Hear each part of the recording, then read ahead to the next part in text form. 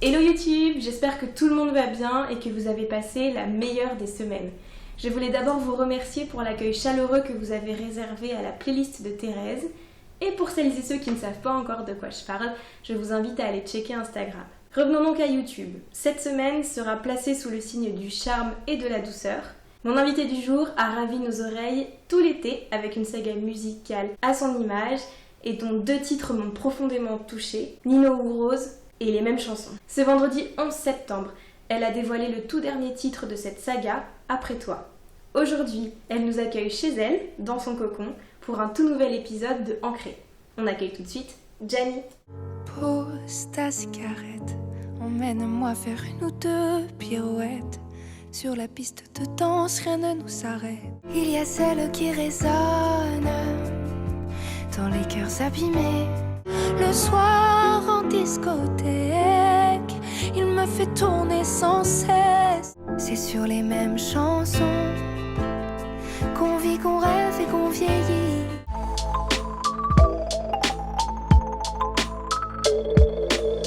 Hello, Salut, merci de nous recevoir chez toi. avec grand plaisir. Alors, est-ce que tu peux nous expliquer qui tu es et quel est ton projet musical ? Alors, je m'appelle Gianni, je suis chanteuse, j'écris et je compose mes chansons. Est-ce que tu peux nous expliquer justement ton chez-toi ? Pourquoi c'est là que tu as voulu nous recevoir ? C'est l'endroit où je me sens peut-être le mieux et comme ça vous pouvez voir un peu aussi où je compose. Voilà, juste mon endroit quoi. C'est ici que tu fais tes chansons. Complètement. Est-ce que c'est important pour toi de commencer le processus de création dans un endroit dans lequel tu te sens bien ? Bah oui, parce que je pense que ça facilite moi la création. Après, parfois je peux créer ailleurs et les idées elles viennent quand je suis n'importe où. Mais c'est sûr que j'ai besoin de mon piano pour la musique. Ouais, je me verrais peut-être pas composer ailleurs. On sort du confinement. Est-ce que toi, tu as eu une période pendant ce confinement où ça a été un peu compliqué à ce niveau-là ? Complètement. La première semaine, j'ai beaucoup créé. J'étais peut-être un peu stressée, sous pression et je me disais il faut absolument que je mette ce temps à partie pour créer, pour être dans la productivité, etc. Et jusqu'au jour où ça ne venait plus. Comme dans toutes les phases de création, parfois ça vient pas et parfois on se dit qu'on est nul et qu'on n'arrivera plus jamais à écrire une chanson, etc.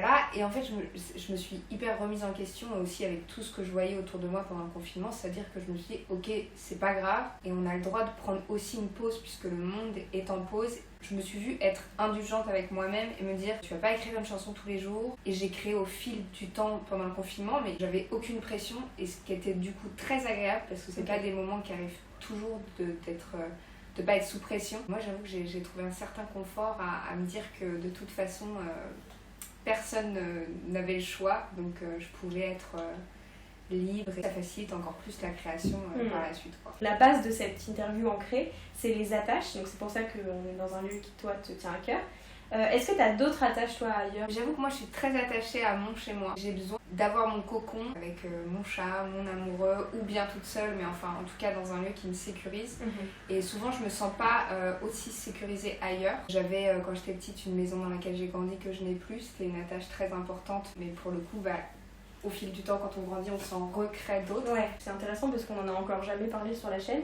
Est-ce que la perte d'attache a été pour toi quelque chose de douloureux ? Oui, je pense. C'est toujours assez dur de perdre ses repères, etc. Enfin, en tout cas, peut-être qu'il y a des gens qui s'y attachent pas. Mais moi, je m'y attache, donc ça a été compliqué. Mais on apprend à en recréer encore une fois par soi-même. Bien sûr. Et voilà.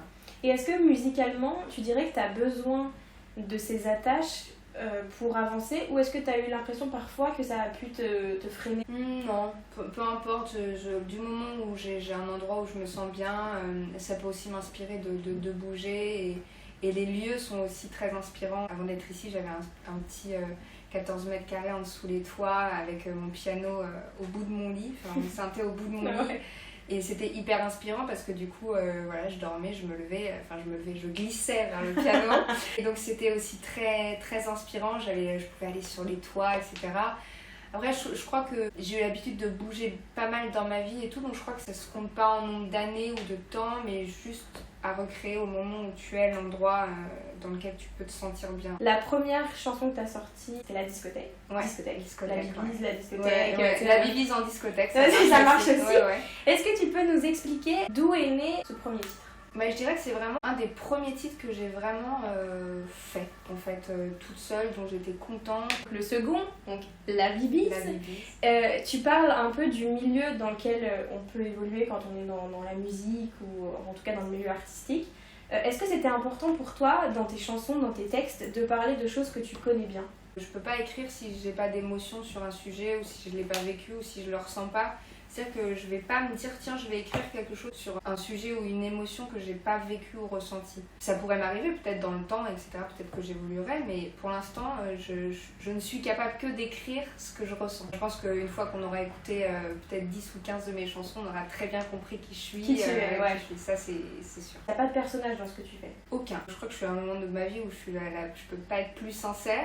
Je pense que tout à chacun on se raconte dans ce qu'on fait dans la vie. Moi c'est le média que j'ai choisi, c'est pour ça que je parle pas forcément beaucoup sur les réseaux de qui je suis, de ce que j'ai vécu, de mes envies ou de mes convictions, parce que j'ai décidé de les retranscrire en chanson. Après, je pense qu'on vit tous sur la même planète, qu'on a tous la même vie, et donc ma vie, potentiellement, elle se ralliera à celle des gens qui écoutent mes chansons. Donc je me raconte, mais je pense que je raconterai aussi beaucoup d'histoires universelles, quoi.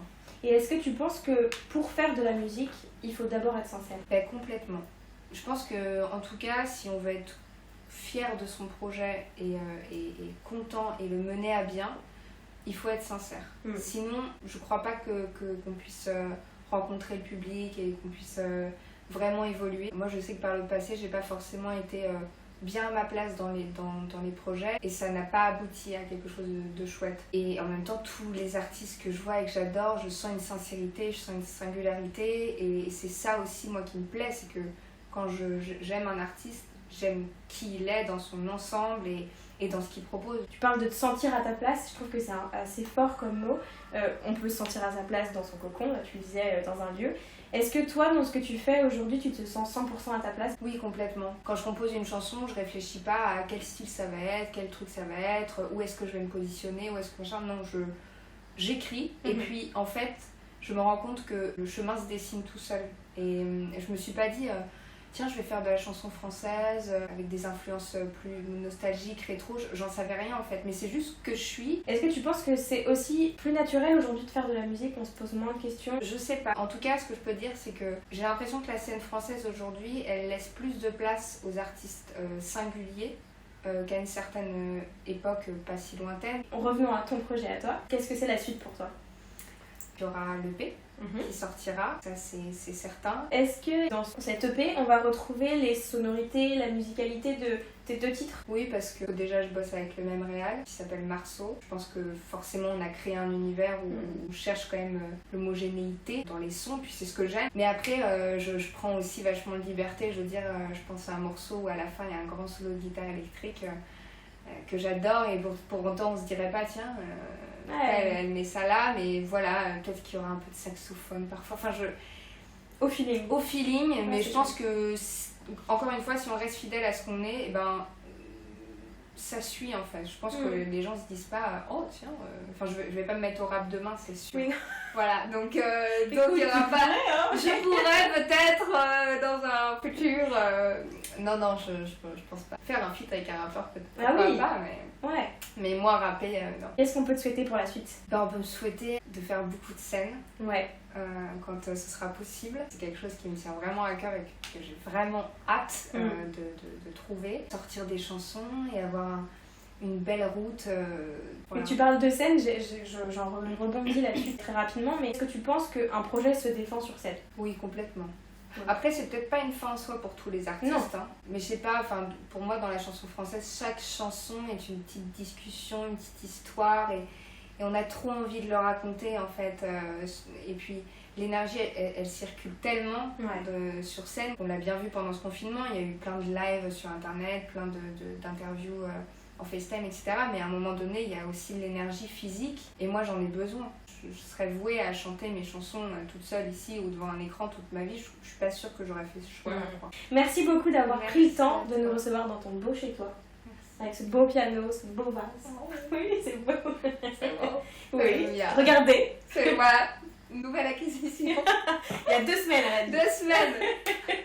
Merci beaucoup et on a hâte de te voir sur scène. À bientôt tout le monde, passez une bonne semaine. Ciao. Salut. What's up, Thérèse?